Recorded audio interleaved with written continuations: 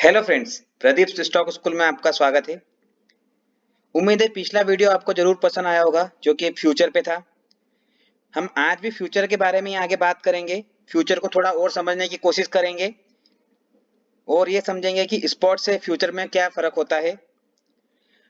Future क्या होता है हमने जाना था पिछली बार। दोस्तों, बेसिकली फ्यूचर नाम से ही जाहिर है कि भविष्य का एक सौदा है।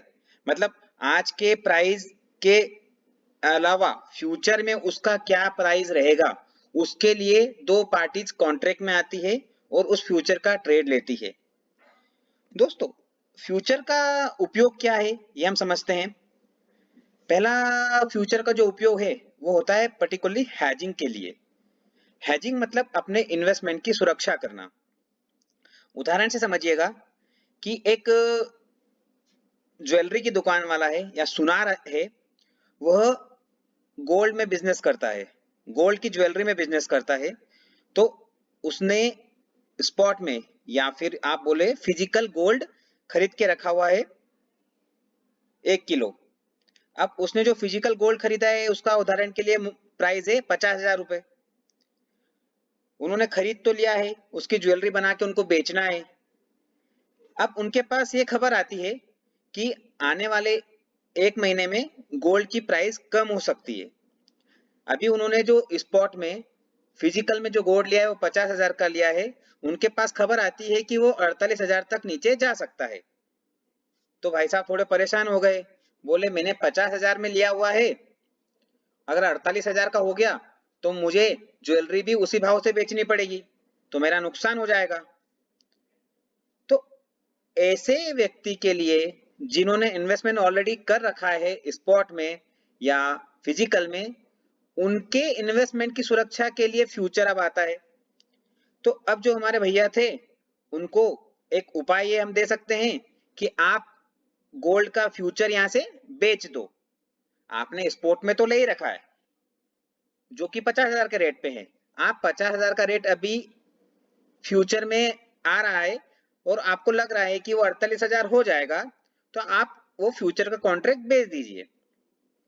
उन्होंने सेम वैसा ही किया। स्पोर्ट में उनके पास 50,000 के भाव से था, फ्यूचर में बेच दिया। अब फ्यूचर में वो रेट आ गया 48,000 रुपए।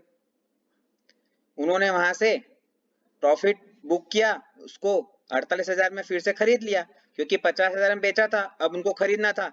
वहां से उनका 2,000 रुपए का मुनाफा हो गया, जो कि 2,000 का नुकसान उनका स्पॉट में हो रहा था, वहां से उन्होंने कवर कर लिया।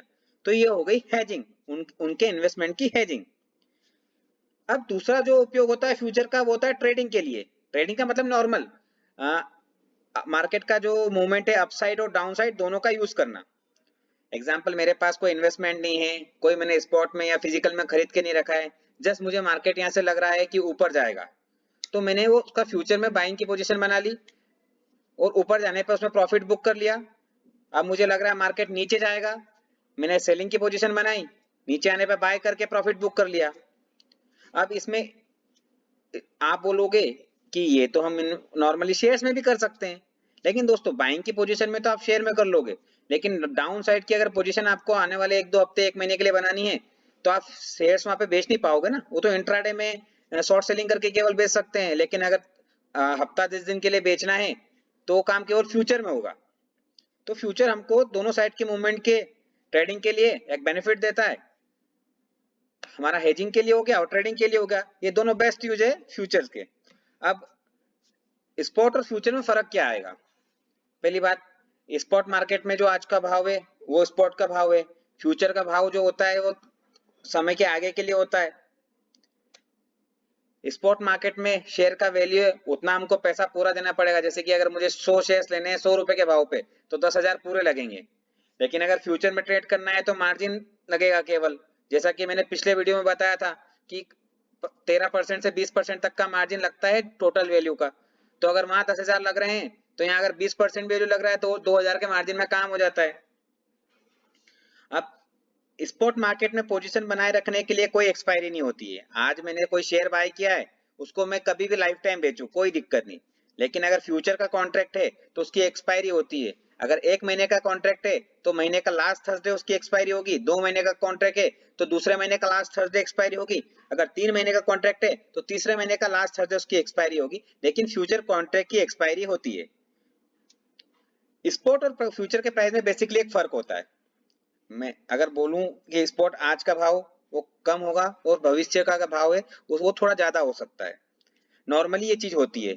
लेकिन कभी कभी क्या होता है कि स्पॉट का भाव है वो ज्यादा है और फ्यूचर का कम है। क्यों? लास्ट टाइम मैंने वीडियो में बताया था कि फ्यूचर की जो प्राइसिंग होती है वो डिमांड और सप्लाई के ऊपर होती है।